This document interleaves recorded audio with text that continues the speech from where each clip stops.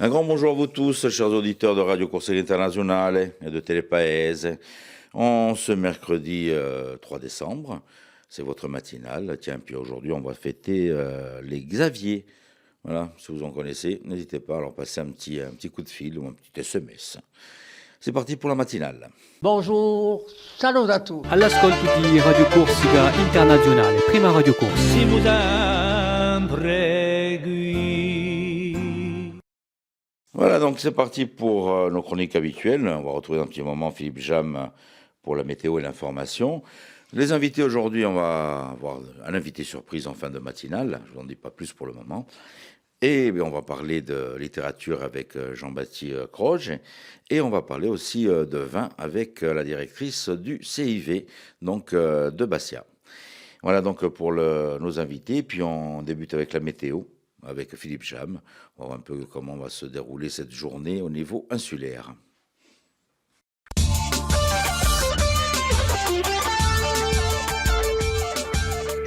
Bonjour Auguste, bonjour à toutes et bonjour à tous. Après quelques belles éclaircies matinales, le temps va devenir très nuageux et des pluies sont attendues en mi-journée, notamment dans l'après-midi, avec de la neige à partir de 1700 mètres. Le vent d'est à sud-est sera faible, parfois modéré sur la pointe du Cap Corse.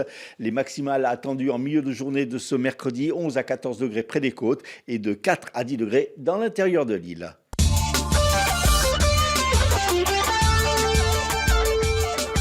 Grave accident de la circulation hier soir à Val di Campolor. Le choc entre trois voitures a fait 2 blessés graves, un homme de 25 ans et une femme de 60 ans, et 2 blessés légers, 2 hommes de 36 et 61 ans. Ils ont été transportés à l'hôpital de Bastia par hélicoptère.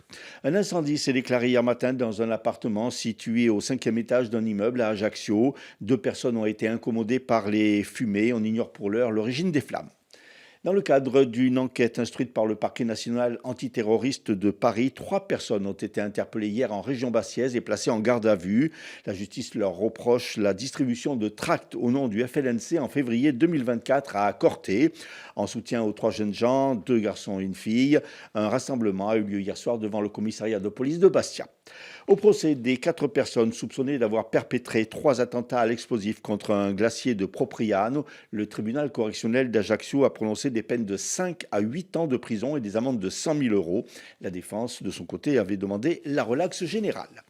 Inquiet d'une possible dénonciation par la CAPA des accords d'entreprise de 2024 et de la suppression de lignes au profit du téléporté, les chauffeurs de bus ajacciens de Mouritara se sont mis en grève illimitée hier, bloquant même la ville avec leurs bus. Le STC annonce plus de 90% de grévistes dans ce dossier. De son côté, dans un communiqué, la CAPA parle d'intimidation sans rapport avec la grève et portant atteinte aux services publics, aux usagers et à la sécurité du public. Elle demande la levée des blocages pour reprendre les négociations. À l'heure où les députés débattaient de nouveau du budget de la sécurité sociale, la CGT était dans la rue hier à Bastia. Faible mobilisation durant laquelle le syndicat a pointé les problèmes en Corse, notamment les salaires bas, les manques de logements sociaux ou encore la précarité grandissante. À l'Assemblée nationale, justement, hier, lors des questions au gouvernement, le sénateur de la Corse du Sud, Jean-Jacques Panunzi, a interrogé Philippe Baptiste, le ministre de l'Enseignement supérieur, sur l'application de la convention tripartite entre l'État, la collectivité de Corse et l'Université de Corse, pointant des retards dans les financements et la validation des dispositifs prévus. Dans sa réponse, le ministre a assuré que les sommes avaient été réglées et que l'engagement pris était même supérieur à celui prévu dans la convention initiale. Après presque 7 ans sur notre île, à la tête de l'Agence régionale de la santé de Corse, Marie-Hélène Le Sen quitte l'île. Sur proposition de la ministre déléguée chargée des personnes handicapées, elle sera remplacée à partir du 15 décembre par Christelle Boucher-Dubo, actuelle médiatrice et déontologue nationale de la CNAF et ancienne secrétaire d'État chargée des stratégies de prévention et de lutte contre la pauvreté. Football, après avoir mis en délibéré sa décision dans l'attente de documents juridiques, la DNCG a finalement décidé hier de maintenir l'encadrement de la masse salariale prononcée en juin dernier à l'encontre du Sporting Club de Bastia. Pour autant, le Sporting verra tout de même sa masse salariale augmenter. pour les prochains mois, ce qui lui permettra de pouvoir recruter un peu plus librement durant le mercato hivernal de janvier. Enfin, en volley, le GFCA dans sa salle a tenu tête au leader Montpellier hier, mais s'est finalement incliné sur le score de 3-7-2.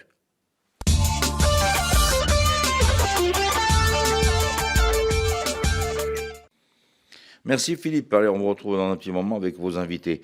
Pour l'instant, on va aller faire un petit détour du côté de Vincennes avec Rémi pour les pronostics hippiques de ce jour. Les pronostics hippiques de Rémi sur Radio Corse International. Bonjour à tous, ce mercredi dans les bons coups du jour, nous serons sur l'hippodrome de Vincennes. On va démarrer avec le quintet, je vais mettre en tête le numéro 6, Jablonski. Passons à la quatrième course où le 6, Mam de Chenu devrait lutter pour la victoire.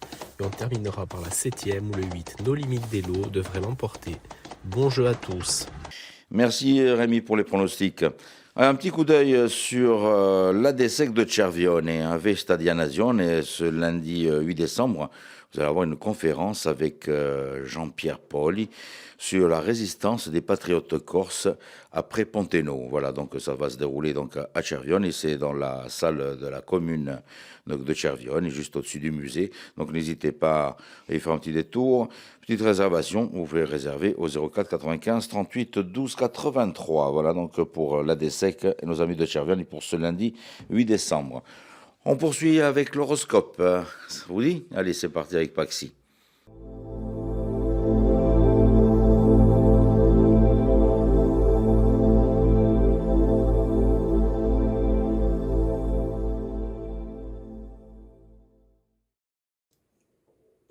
Et bonjour à tous, on se retrouve pour ce mercredi pour voir un petit peu ce que l'on a à vous dire. Les béliers, vous allez avoir aujourd'hui des solutions et des réussites au niveau personnel et professionnel. C'est juste que ce n'est pas encore arrivé, ça ne s'est pas encore manifesté, mais ayez foi en vous, ça va bien se passer. Les taureaux, votre patience et votre sens des responsabilités va être mise à rude épreuve aujourd'hui. Gardez la tête sur les épaules. Les gémeaux, pas de précipitation, pas de choix trop rapide. Aujourd'hui, vous allez devoir faire preuve de patience par rapport à certaines situations que vous rencontrerez. Les cancers, vous pourrez retrouver le moral même si vous avez passé des moments peu agréables aujourd'hui. Les lions, les choses avancent avec le temps, avec lenteur. Et ça peut par moments tout de même donner une sensation d'insécurité. Prenez du recul, observez pour voir quelles sont les meilleures façons de s'en sortir. Les vierges, vous allez être suscités au niveau intellectuel, au niveau de vos idées. Profitez-en justement pour peut-être avoir une augmentation au niveau professionnel. Les balances, bonheur, joie au niveau sentimental. Que vous soyez en couple ou pas encore, vous allez pouvoir aujourd'hui vous sentir bien dans vos baskets dans le domaine justement du cœur. Les scorpions, ça va parler boulot, ça va parler sérieux et ça pourrait être concluant. Justement, ayez le sens des affaires, ça vous servira. Les sagittaires, vous n'allez pas avoir la possibilité de faire tout ce que vous désirez comme vous le percevez. Adaptez-vous aux événements qui viennent à vous et faites preuve de patience. Les Capricornes, vous allez avoir une sortie intéressante aujourd'hui, un moment de partage et de dialogue. Les Verseaux, si vous êtes dans l'attente de certaines nouvelles ou de certains courriers, sachez-le, ça ne va pas arriver aujourd'hui, les choses sont retardées. Et enfin, les Poissons, vous allez avoir des bonnes nouvelles au niveau financier. Les choses devraient évoluer, voire même augmenter. Voilà tout le monde, je vous souhaite à tous une très belle journée et je vous dis à bientôt.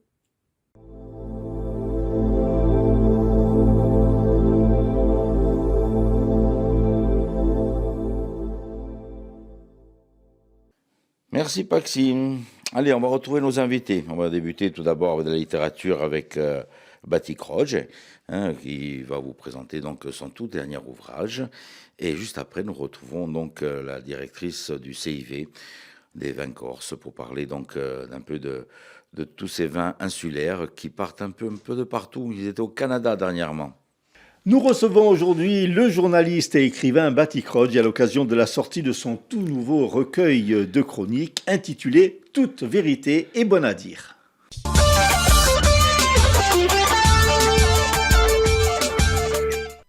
Bati, bonjour. Bonjour. Alors, depuis quelques années, maintenant, vous faites en quelque sorte partie du calendrier de l'Avent, puisque avec vos publications, eh bien, vous arrivez toujours en ce mois de décembre pour présenter ce recueil de chroniques. C'est la 4e édition, donc toujours édité chez Musa Nostra, après En toute confidence, Intime confession et N'en déplaise à certains. Le titre, cette année, Toute vérité est bonne à dire. Et justement, vous débutez avec un prologue très grinçant. Oui, enfin, assez, parce que je me suis aperçu cet été, en lisant Le Monde, que il y avait un papier qui disait que l'Observatoire national des politiques culturelles s'inquiétait, à juste titre, et disait que la culture était menacée. Était menacée, pourquoi ? Parce que, à cause de dettes faramineuses, à cause de déficits vertigineux, les collectivités régionales, les pouvoirs publics ne donnent plus de moyens, je dirais, financiers aux associations. Et donc que la culture était menacée. Et à titre d'exemple, j'ai remarqué aussi qu'il y avait plusieurs festivals, notamment des festivals italiens, vous savez que j'aime bien l'Italie et son cinéma, qui avaient dû mettre la clé sous la porte. Et donc voilà, ça m'a interpellé, j'ai voulu le dénoncer et dire haut et fort que cette menace, elle est importante parce que la culture, c'est quand même un ciment républicain, c'est quand même une ouverture et un regard vers l'extérieur, et que c'est quelque chose d'enrichissant. Et c'est vrai qu'en Corse, il y a pas mal de festivals qui ont... il faut le reconnaître, hein, la collectivité régionale a coupé les subventions de toutes les associations, de tous les festivals, à hauteur de 10%.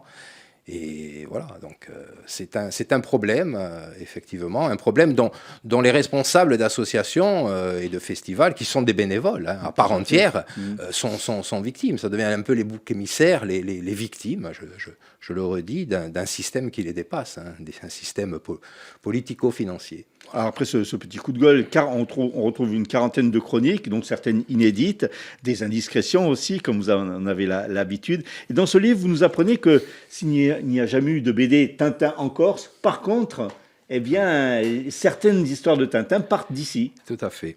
Je vais vous expliquer, c'est une histoire, ça aussi, assez insolite. J'étais à Paris et je suis allé dans une librairie qui s'appelle Écume des Pages, boulevard Saint-Germain. Et donc, je discutais avec le directeur de cette librairie que je connais, et on parlait de Tintin.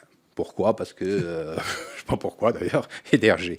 Et il me disait, est-ce que vous savez que Hergé écrivait ses BD, les BD de Tintin en Corse ? Alors je suis tombé des nues, j'ai dit non, mais il me disait ça parce que comme j'étais corse, il le savait.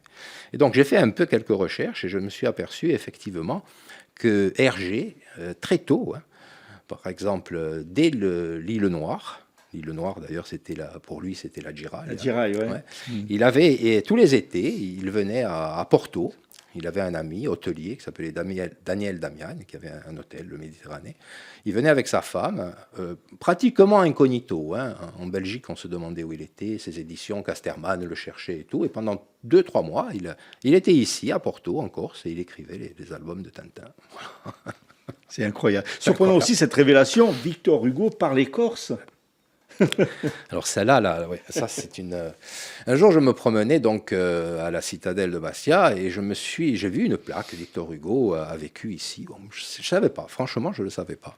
Donc j'ai fait là aussi quelques recherches et je me suis aperçu qu'effectivement, Victor Hugo a passé toute sa petite enfance à Bastia. Il habitait dans un immeuble qui existe toujours. C'est un bâtiment, le bâtiment Proguer qu'on appelait, du nom d'un commerçant suisse de l'époque. Et il vivait là avec son père qui était militaire, qui est devenu général et qui était le chef de la garnison de Bastia. Et son père s'était séparé de sa mère et avait une maîtresse qui s'appelait Maria Catalina, qui était une jolie brune, d'après les témoignages que j'ai pu recueillir, et qui était originaire de Cervione.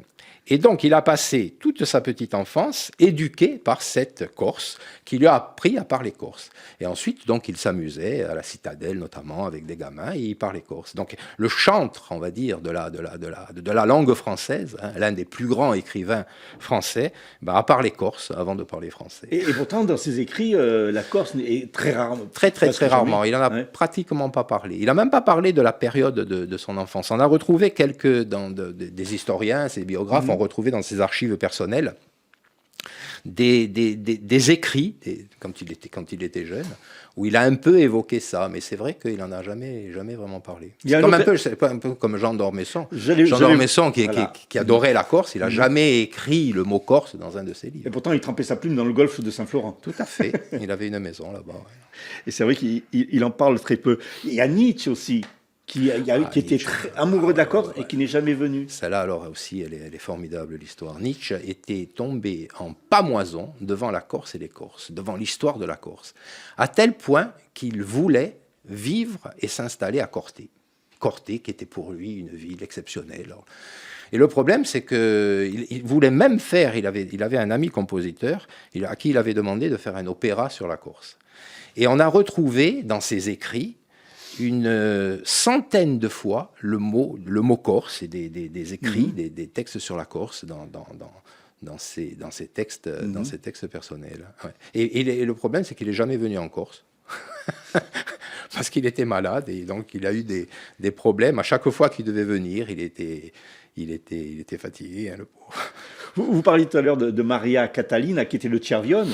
Cervione qui a reçu aussi la visite d'un brillant musicien. Tout à fait. Alors ça là aussi, c'est une histoire pas possible. Pas possible, il faut le reconnaître. Qui m'a été racontée par Paul Gérard Savelli. Paul Gérard Savelli, pour les gens qui aiment le foot et qui aiment le sport, c'était qui aime la musique aussi, parce qu'il est musicien. Tout à fait, mais qui était le directeur technique de la Ligue régionale de football corse. Et il est musicien aussi. Il adore jouer de la guitare. D'ailleurs, il faisait partie du groupe Présence Poétique de Raoul Locatelli. Voilà. Raoul Locatelli, qui était le fondateur des musicales de Bastia. Et donc, il m'a raconté que juste avant les événements d'Aléria, donc c'était en mai-juin 1975, Bob Dylan, avec un ami à lui, était venu en Corse, passer quelques jours en Corse. Et ils avaient rencontré des insulaires, et ils fréquentaient un bar-restaurant qui s'appelait le Pam Pam, à côté, au rond-point de Cervione et tout. Et dans le même temps, il y avait des habitants de Cervione qui savaient qu'Edmond Simeone, donc le père du nationalisme corse, était quant à lui un grand amateur de Bob Dylan. Et donc, ils les ont fait se rencontrer. Et ils se sont liés d'amitié. Ils sont restés d'ailleurs après, encore, ils ont eu une correspondance et tout. Et donc, c'est vrai que juste avant les événements d'Aléria, Edmond Simeone et Bob Dylan se sont rencontrés. Ont bu quelques coups. Alors vous évoquez aussi pas mal dans ces chroniques, on ne va pas tous les citer, mais parler de Kamel Daoud, de Delphine Orviller, la rabbine. Léa Salamé, ça c'est d'actualité. Catherine Fro qui a une maison ici. Catherine Fro aussi, qui habite à Bastia, qui habite en Balagne depuis 17 ans. Elle a une maison en Balagne, du côté de Loup, mais elle y habite, c'est-à-dire qu'elle est là avec sa fille, et elle quitte la Corse simplement pour ses tournages, ou quand elle fait des pièces. Vous évoquez aussi Thomas Dutronc, Roman Bérenger. Roman Bérenger, dont le grand-père était corse. Était corse, tout à fait. De Ghisone. Les acteurs culturels de Lille. Et vous êtes un journaliste donc plutôt spécialisé dans le cinéma. Et dans votre livre, vous soulignez que finalement, le cinéma corse, il ne s'exporte pas si bien que ça. Malheureusement. Avec des chiffres à l'appui, d'ailleurs. Oui, tout à fait. J'ai voulu mettre vraiment les chiffres. On s'est aperçu que les tout derniers films corses, c'est-à-dire le Royaume, Maçon d'Image, le Mohican, qui avait attiré les foules en Corse. Ils ont rempli les cinémas, dans les festivals, il y a eu un monde fou, il y a eu beaucoup de spectateurs aussi lors des avant-premières et tout, et qui sont de très bons films, je tiens à le dire. C'est des films vraiment plus que respectable, bien fait, et qui dénonce des choses, qui mettent le doigt dans la plaie et tout. Vraiment de bons films. Et ben, ces films, il s'avère qu'ils n'ont eu pratiquement aucun succès sur le continent. Et donc j'ai eu le box officiel, le box-office officiel d'Allociné, du Centre national du cinéma. Et effectivement, quand vous voyez par exemple que je prends le cas le Mohican, qui est un film vraiment puissant, qui a bien marché ici, de Frédéric Farucci, n'a pas réussi à atteindre les 100 000 entrées dans toute la France, alors que, et il en a fait 50 000 pratiquement ici, donc la moitié, alors que par exemple un film à faible budget, un succès pour un producteur, c'est à peu près 300 ou 400 000 entrées. Vous voyez, on est loin. Et c'est dommage, hein, c'est vraiment regrettable. Moi, c'est il y en a un qui tire son épingle du jeu, mais peut-être parce que c'est une comédie. C'est Pido, c'est Eric Fraticelli, effectivement. Par exemple, son film, le premier, Permis de construire, avait fait presque 600 000 entrées sur le continent. Et donc, ça prouve aussi que peut-être que le public non corse est plutôt avide de comédie, de divertissement, de fantaisie, envie de passer, de passer des bons moments de détente et pas toujours. Et ne s'intéresse pas toujours à nos problèmes locaux, tradinoi, que ce soit les voyous, que ce soit les nationalistes, que ce soit les guerres fratricides et tout. Voilà. Je pense que c'est la raison. C'est dommage. Mais bon. Par contre, vous mettez en avant des acteurs qui, eux, s'exportent bien sur le continent. Ben, y en a un surtout, hein, qu'on surnomme d'ailleurs, que la critique surnomme le Patrick Devers corse, c'est Cédric Apieto. Cédric Apieto qui tourne énormément, qui est actuellement l'acteur numéro 1, il faut le reconnaître, corse. Il tourne beaucoup, tant en Corse que sur le continent. Dernièrement, je l'ai vu dans le dernier film de Stéphane de Moustier, L'inconnu de la Grande Arche. Avec Michel Faux, oui, il tourne beaucoup. Mais d'ailleurs, je peux vous révéler quelque chose, puisqu'on est entre nous. Hein. C'est que Cédric Apieto sera le président du prochain festival du cinéma italien de Bastia. On va y revenir dans quelques instants. Justement, vous êtes spécialiste du cinéma italien, et dans ce livre, vous égratignez un petit peu le festival de Cannes. Vous l'avez bien lu. Avec une chronique qui s'appelle « L'homme qui n'aimait pas le cinéma italien ». Tout simplement parce que Thierry Frémaux, qui est le patron, hein, le grand patron du Festival de Cannes, le délégué général, le sélectionneur en chef, ne sélectionne pratiquement jamais de films italiens, si ce n'est 4 ou 5 réalisateurs, Marco Bellocchio, Nanni Moretti, Paolo Sorrentino. Voilà. Et si ces cinéastes, ces réalisateurs italiens, de grand talent par ailleurs, ne tournent pas, il n'y a pas de film italien à Cannes. Alors justement, je vous prends un exemple. Lors du dernier festival italien, sur 100, il y avait à peu près 152, enfin on va dire 150 films, en compétition, il y avait un seul film italien. Ah oui. Donc, alors justement, puisqu'on parle de film italien, du festival du film italien, on l'a amorcé un petit peu, on ne peut pas se quitter sans parler de cette version 2026. Bon, alors déjà, on sait que le président le président, ça sera Cédric Apieto. L'affiche sera dédiée à Marcello Mastroianni parce qu'en 2026, on célébrera les 30 ans de sa disparition. Donc, il y aura un hommage à Marcello Mastroianni. Et puis, il y aura beaucoup de films. On a bouclé la sélection il y a quelques jours avec Lydia Morfino, qui est la coordinatrice générale de ce festival italien. Et ça sera une sélection très éclectique. Hein. Il y aura des drames, il y aura des films historiques, il y aura des comédies, bien entendu. Et on débutera le 31 janvier par une grande journée contre la mafia, avec un film inédit en France. Le réalisateur Ricky Tognazzi sera présent. Le fils d'Ugo Tognazzi, qui a déjà fait plusieurs films. Et c'est un film qui s'appelle Francesca e Giovanni. C'est un film sur le juge Falcone et son assassinat en 1992 à Palerme. Et pourquoi Francesca ? Parce qu'il était marié avec Francesca Morvillo, qui était, elle, la présidente de la cour d'appel de Palerme. C'est un grand film. Un festival qui va se dérouler en 3 lieux ? Il y aura 3 lieux, effectivement. La première semaine, ça sera à l'Albor, oui. à cause de la fermeture du théâtre. Ben, ça, je ne sais pas quand c'est qu'il va réouvrir, mais bon, il est toujours fermé. C'est l'énigme. Donc, à l'Albor, au studio et au Régent. Et la deuxième semaine, tous les films repasseront au studio. Et justement, à propos de l'Albor et de cette décentralisation forcée du festival, dans votre livre, vous dites que vous avez trouvé un nouveau public. Effectivement. Et pas Bastier. Effectivement. J'ai été très étonné les 2 précédentes éditions, et notamment la dernière, qui a eu lieu donc en février dernier, où je m'apercevais, il y avait beaucoup de monde. Franchement, il y avait beaucoup de monde. Je ne dis pas ça ni par vantardisme, ni par prétention, mais c'est une réalité. Et parmi tous ces spectateurs, je voyais, bon, je suis un vieux Bastier, je connais pas mal de monde, et là, je voyais des gens, mais que je ne connaissais pas, que j'avais jamais vu, mais jamais vu. Des couples, des gens de 40 ans, 50 ans et tout. Et donc, je me suis un peu renseigné pour savoir qui c'est.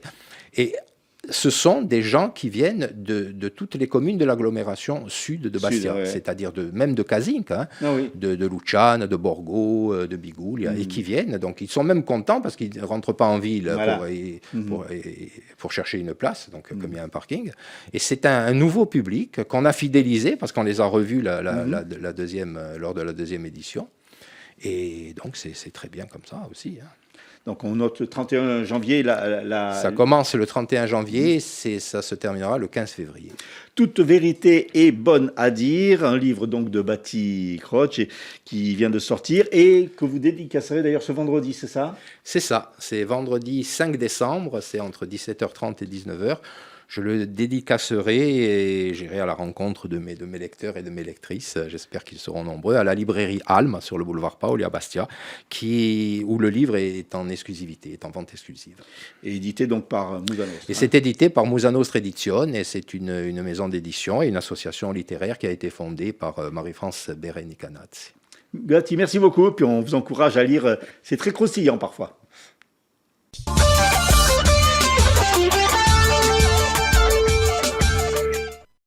Nous allons parler vin aujourd'hui, à consommer avec modération, bien entendu, avec Caroline Franck, qui est la directrice du CIV Le Corse.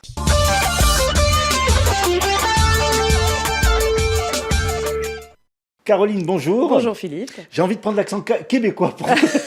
C'est joli l'accent québécois en plus. C'est pour faire cette interview, parce que vous revenez du Québec. Alors, comment s'est fait un petit peu ce déplacement du CIV au Québec? Alors ça s'est déjà très bien passé. On est plutôt très contents. Les vignerons sont tous assez contents de tous les contacts qu'ils ont eus. C'est notre deuxième année de déplacement au Canada, parce qu'on a fait le choix du coup en 2024 de se lancer sur ce marché.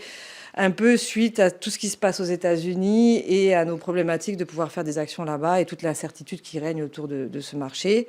Le Canada est pas un gros marché pour nous, mais en tout cas, on a envie de le développer parce que c'est vraiment je dirais un pays où il y a des amateurs de vin, des sommeliers très connaisseurs. Alors c'est un monopole, c'est très compliqué parce qu'il y a une société qui s'appelle la SAQ qui gère ça, qui gère ça et il faut avoir un importateur.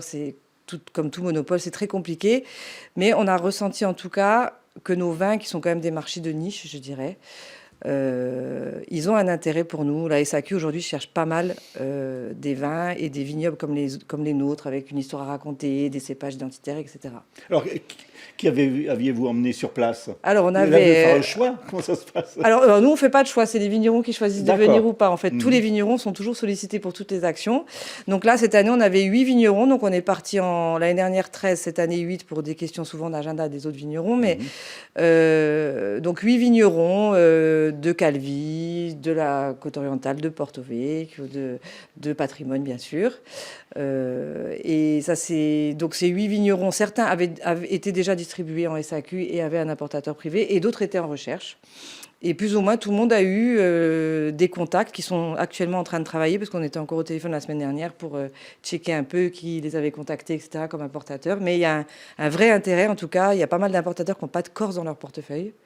Et vu qu'on est un vignoble qui quand même est de plus en plus connu aujourd'hui à l'international, ça intéresse. Aujourd'hui, vous en parliez à l'instant, il y a les problèmes de droits de douane qui se manifestent. Bien sûr, Après, c'est de de plus en plus toutes ces problématiques de droits de douane, toutes ces problématiques aussi. Après, expédier est aussi un travail beaucoup plus compliqué que faire de l'export. C'est toute une organisation, c'est travailler ses prix export, c'est travailler les expéditions, travailler avec un importateur. Enfin, tout ça, c'est vrai que c'est beaucoup plus de travail, mais aujourd'hui, on pense que c'est vraiment nécessaire de diversifier ces marchés. Il y a quand même une crise viticole nationale, voire internationale, qui est installée et qui se profile, je dirais malheureusement pour tout le monde, parce que c'est dû majoritairement à une baisse de la consommation, de tous ces consommateurs réguliers qui baissent, de tous ces lobbying anti-alcool aussi qui se mettent en marche. Et aujourd'hui, il faut arriver à, je pense, à diversifier vraiment les marchés pour être vendus aussi bien au niveau local, parce qu'il faut qu'on garde nos marchés notre marché local qui est très important, qui est presque le plus important. Le national, on le développe aussi de plus en plus parce qu'on fait de plus en plus d'actions et qu'on sait quand même 45% des ventes.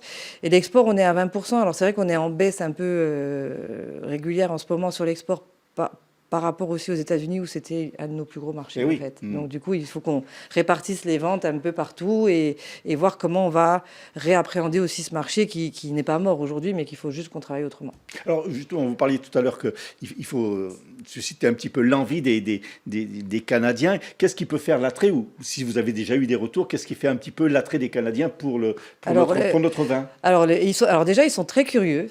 Parce que là, du coup, on a fait 2 types de salons. On a fait une journée vraiment professionnelle où les vignerons n'ont vu que des importateurs, des sommeliers, des gens de la SAQ, etc., le mardi.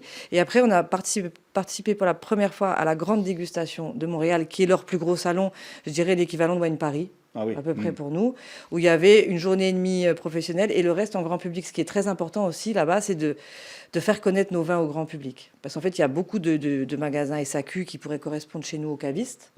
Donc les gens ne peuvent acheter que dans des magasins SAQ le vin. Et il faut qu'ils soient demandeurs de vin corse pour que la SAQ aussi augmente les références. Donc il faut qu'on fasse connaître. Donc c'est un peu le serpent qui se mord la queue, mais il faut vraiment toucher le grand public aussi bien que le professionnel. Donc on s'est rendu compte qu'ils étaient très curieux. Les vins ont beaucoup plu. Je pense qu'on a des profils de vins qui plaisent aussi bien sur les blancs que sur les rouges, etc. Après, il faut vendre aussi la Corse, il faut montrer un peu... parce qu'ils pas mal connaissent quand même la Corse. Il y a pas mal de Québécois qui sont venus en Corse. D'autres ne connaissent pas, mais quand on commence à montrer les paysages, le côté aussi insularité, le côté montagne, mer, les cépages identitaires aussi, et puis tout ce qu'on peut raconter autour de notre vignoble. Et puis là, on avait beaucoup de vignerons. Je dirais, on avait pas mal de jeunes vignerons, donc c'était hyper dynamique. On avait un stand, on était invités, donc on avait un très joli stand en plus, donc ils étaient assez attirés. Et là-bas, le concept de cette grande dégustation, c'est que les gens payent en fait. Ils payent l'entrée et ils payent des coupons. Et en fait, chaque verre qu'on leur fait déguster est payant, donc ils sont vraiment intéressés. C'est pas en mode on vient juste pour... c'est vraiment des gens qui sont intéressés, amateurs de vin. Et est-ce qu'on peut... Peut-être que ça s'est déjà fait, de faire venir justement des Canadiens, des Québécois sur place pour qu'ils se rendent compte objectif 2026. D'accord. Voilà, on a prévu un voyage du coup en avril de l'année prochaine de sommelier et voir un peu comment sommelier, peut-être quelques importateurs privés. En Corse au mois d'avril et on retournera en novembre du coup à Québec pour clôturer, je dirais, les 3 ans. Parce qu'en général, on fait 3 ans dans un pays et après on bouge. C'est ce qui correspond à peu près aussi au cycle de subvention aussi. Alors on arrive à la fin de l'année, puisqu'on est bientôt à la fin de l'année 2025. Et vous pouvez tirer un bilan déjà de cette année? Alors une année, je pense quand même un petit peu compliquée commercialement. Hein. Je pense que ça se ressent même dans tous les secteurs, pas que dans le vin. Je pense qu'on s'en sort mieux que d'autres vignobles. On a quand même cette chance d'être moins gros que des vignobles comme Bordeaux ou d'autres qui peuvent souffrir aujourd'hui, comme le Languedoc, etc. Après, je pense qu'aujourd'hui, on a un gros travail, il faut se battre, il faut être plus présent commercialement. C'est une période où il faut qu'on communique à fond, parce que c'est quand on est dans cette période-là qu'il faut être encore plus présent qu'avant. Donc nous, CIV, notre rôle, c'est de vraiment essayer de trouver les actions qui correspondent à nos vignerons, donc ce dont ils ont besoin, donc développer quand même pas mal le national sur des petites actions. Après, c'est compliqué puisqu'il y a aussi, vous savez, une baisse des subventions un peu sur tous les secteurs. Oui, pour beaucoup Donc c'est vrai que c'est pas simple. Il faut qu'on soit plus présent, il faut qu'on travaille avec des budgets qui sont plus petits.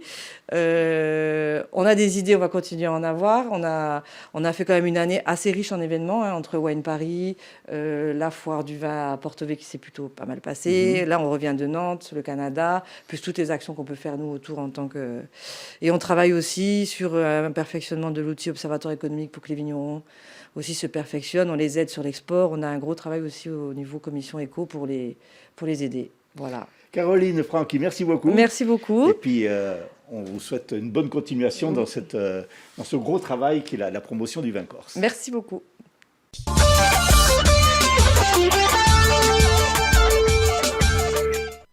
Merci à nos invités, merci à Philippe. Philippe qui revient nous rejoindre pour les titres de l'information de ce mercredi. Grave accident de la circulation hier soir à Val di Campolor. On déplore 2 blessés graves et 2 blessés légers. Au procès de 4 personnes soupçonnées d'avoir perpétré 3 attentats à l'explosif visant un glacier de Propriane, le tribunal correctionnel d'Ajaccio a prononcé des peines de 5 à 8 ans de prison et des amendes de 100 000 €. Soupçonnés d'avoir procédé à la distribution de tracts au nom du FLNC en février 2024 à Corté, 3 personnes ont été interpellées et hier en région Bastiaise et placées en garde à vue. Inquiet d'une possible dénonciation par la CAPA des accords d'entreprise de 2024 de la suppression de lignes au profit du téléphérique, les chauffeurs de bus ajaxiens de Mouitara se sont mis en grève illimitée. Sport volley, le GFCA s'est incliné hier dans sa salle 3-7-2 face au leader Montpellier. Météo, après quelques belles éclaircies matinales, le temps sera gris et pluvieux. Oh, l'invité surprise. J'ai dit qu'on avait un petit invité surprise. Il est Babou Nadal, il est arrivé. Alors je vous dire, il est arrivé, il est du côté de Pietranera, chez Monsieur Bricolage. Tout simplement, je vous dire pourquoi. Ben, il est tombé en panne. Il est tombé en panne avec les rênes, avec son traîneau. Il est tombé en panne. Voilà, et puis il a trouvé Monsieur Bricolage, il peut tout trouver pour la réparation de pour pouvoir repartir. Voilà, Babou Nadal, que vous allez pouvoir retrouver donc là-bas pendant quelques jours. Et puis tiens, on est passé le voir hier pour un petit mot, pour Babou Nadal. Bonjour, salute, sono di ritorno, chi piace di rivedevi.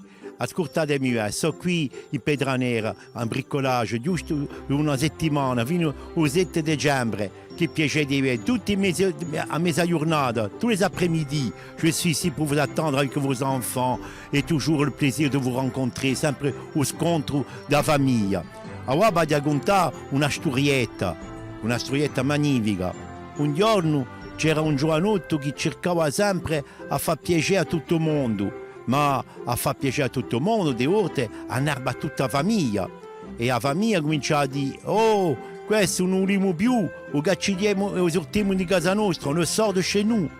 E quando è sortito da sua casa, ha trovato la neve fuori, e ha trovato la neige dehors, e si è fatto un amico di Babbo Natale.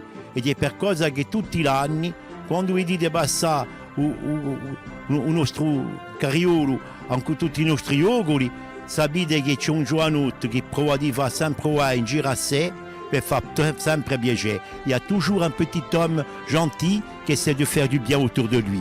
Alors, si vous voulez me retrouver, venez, comme je vous ai dit, à Bricolage, à Pietranera. Bien sûr, je suis pendant une semaine. Après, je vais tourner un peu de partout. Mais le plaisir, c'est de vous revoir au Biagè e dei Ridroabi, tutti insieme a festeggiare sto Natale che teniamo nel nostro cuore come una festa e un sole in piena neve. Vi ringrazio, je vous remercie, à prossima, à la prochaine fois.